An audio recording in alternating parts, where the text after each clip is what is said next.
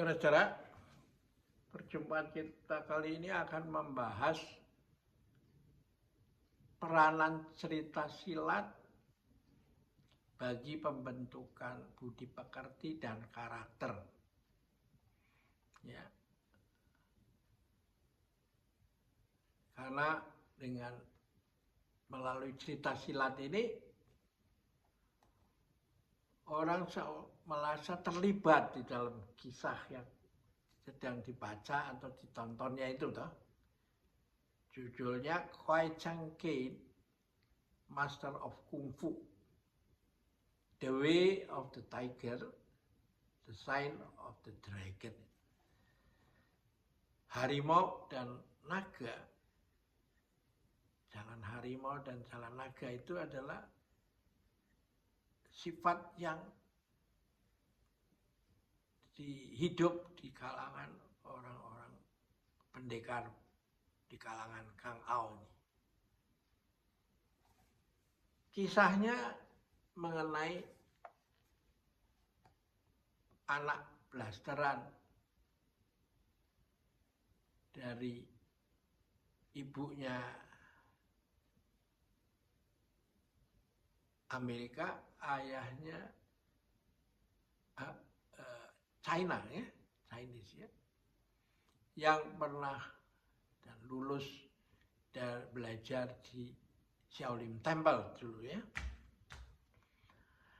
Nah, karena dia datang bekerja sebagai pekerja kuli gitu, dia diperlakukan sebagai budak gitu ya. Dan ya selalu antara yang bosnya sama para kuli ini selalu terjadi gesekan kan, bentroan tentang kerja yang harus kerja paksa atau setengah paksa gitu. Dan akhirnya terjadi si bapaknya ini dikejar-kejar, mau ditangkap kan. Nah, anaknya satu-satunya itu bernama Kwai Chang itu dititipkan sama seseorang, tolong dibawa ke kuil Shaolin itu, serahkan pada guru saya untuk dididik gitu. Lalu cerita tentang bapaknya itu sudah dianggap enggak tahu, tidak dilanjutkan. Tapi yang menarik pada saat Kwai Chang ini dibawa ke kuil Shaolin itu ya. Nah, ketika sampai di kuil Shaolin itu ada aturan itu, orang nggak boleh masuk ke wihara sebelum melewati kolam itu, meniti di atas bambu atau kayu yang melewati kolam. Nah, kolam itu di situ isinya apa? Ada tulang belulang, segala macam, tengkorak ya. Dan pada waktu anak itu mau diserahkan pada sang guru itu, sang guru bertanya, siapa ini anak? Oh, ini anaknya dari bekas murid dari guru, gitu. Nah, lalu saya dititipin untuk di drop di sini aja, sudah, saya nggak ada urusan sama bapaknya. Nah, dipikir hanya dengan ditinggal begitu aja sudah cukup, dia pergi. Lalu anaknya diterima kan? Tapi yang terjadi begini, ya di sini ada satu aturan ketat yang sudah diajarkan bertahun-tahun itu. Yaitu orang baru bisa diterima setelah berhasil melewati kolam ini sambil jalan di atas bambu yang gampang jatuh itu. Waduh, ini takut kan si anak ini ya. Waduh, dia lihat di kolamnya isinya tulang belulang gitu sebenarnya, tengkorak apa segala itu. Ya, dia takut, tapi gurunya bilang ya, memang aturan ini nggak bisa dikecualikan meskipun kamu adalah anak daripada murid saya. Itu tinggal kamu sendiri mau atau tidak. Kalau enggak ya kita nggak bisa menerima, dan semua kolega di sini juga di wihara ini nggak akan menerima kamu itu. Nah lalu si bocah kecil namanya Kuai-Chang ini lalu nggak ada jalan lain, kita mencoba meniti dengan penuh ketakutan, tapi hati-hati takut jatuh. So, kalau jatuh nanti mati, isinya airnya racun ini, sehingga ya nanti akan seperti apa? Seperti itu tulang-tulang itu. Kalau yang gagal, gitu. Nah dia berjalan dengan pelan. Nah ketika di tengah, sebentar lagi mau sampai itu, sama gurunya bambunya itu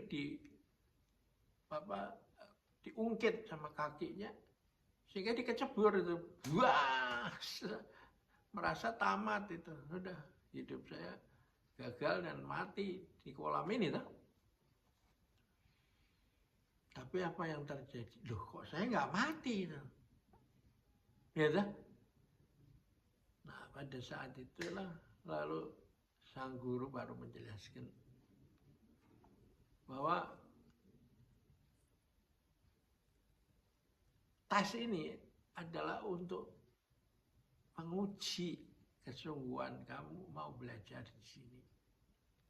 Kalau terlalu gampang diterima, maka kamu akan tidak serius belajar di sini kan.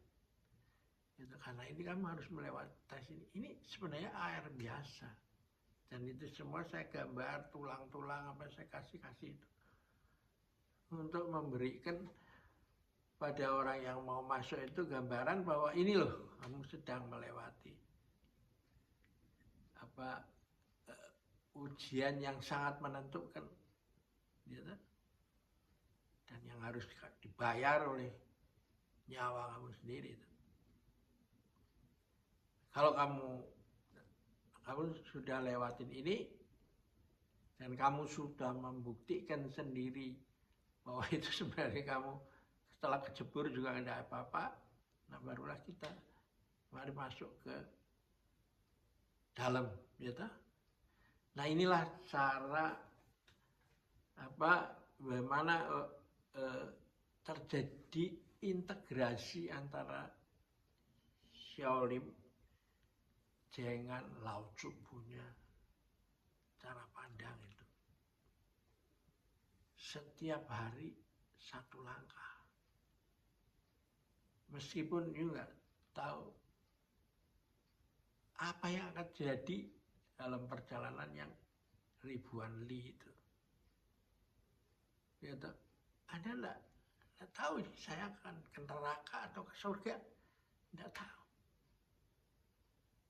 Tapi yang penting adalah Anda meniti bambu itu dengan sungguh-sungguh.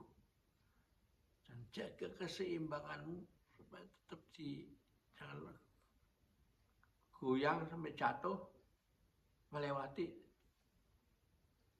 periode yang kritis ini. Ya, nah, karena itu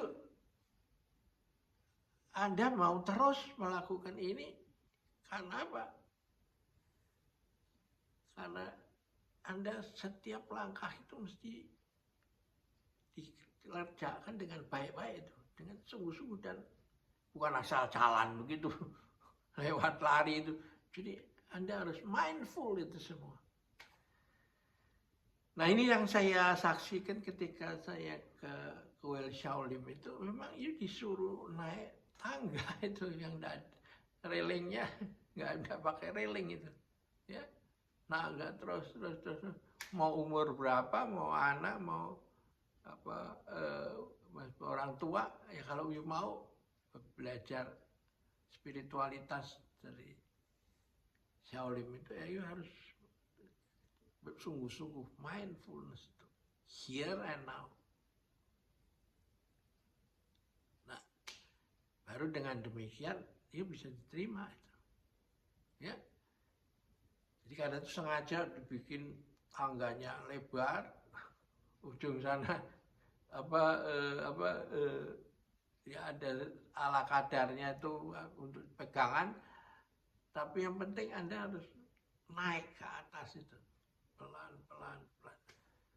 Setiap hari satu langkah, meskipun perjalanan masih ribuan li.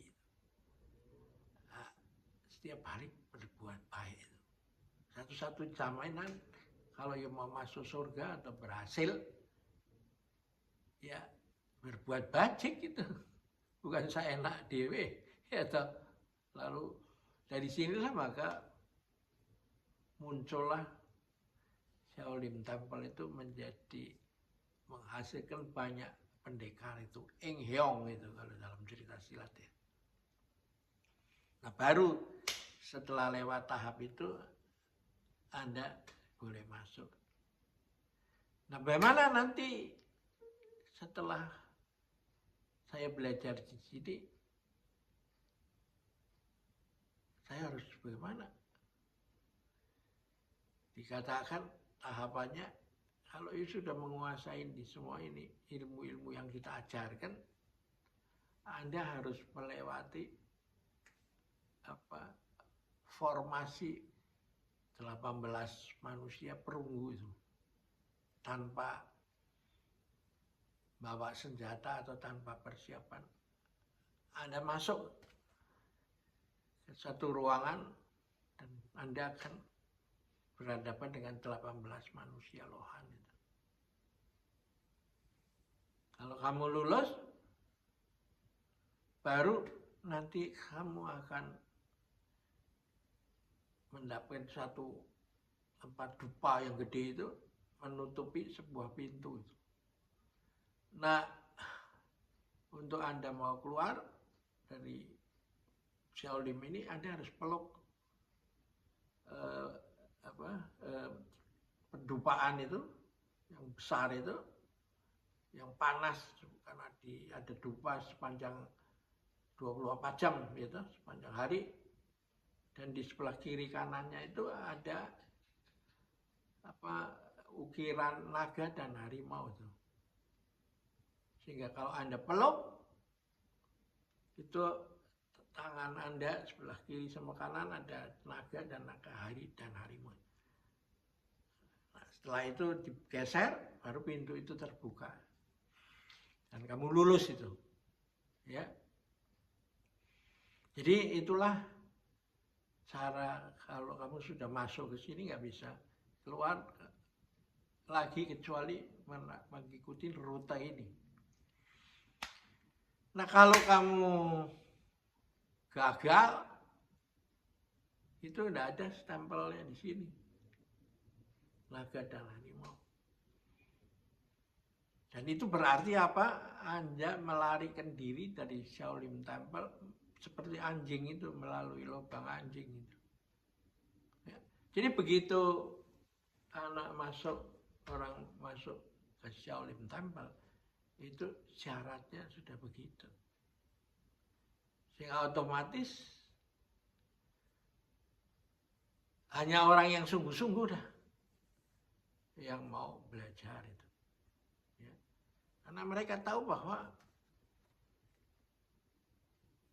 membaca kitab tentang naik sepeda itu tidak membuat Anda bisa naik sepeda, kecuali Anda melatihnya terus-menerus. berenang juga tidak bisa otomatis bisa berenang meskipun Anda membaca buku-buku tentang berenang yang ditulis oleh pemenang Olimpiade dalam renang ya. Anda harus latih terus-menerus, momen demi momen sepanjang hidup gitu. Ya. Oke, kita akhirin dulu, nanti kita lanjutkan cerita-cerita yang menarik dalam buku ini ya.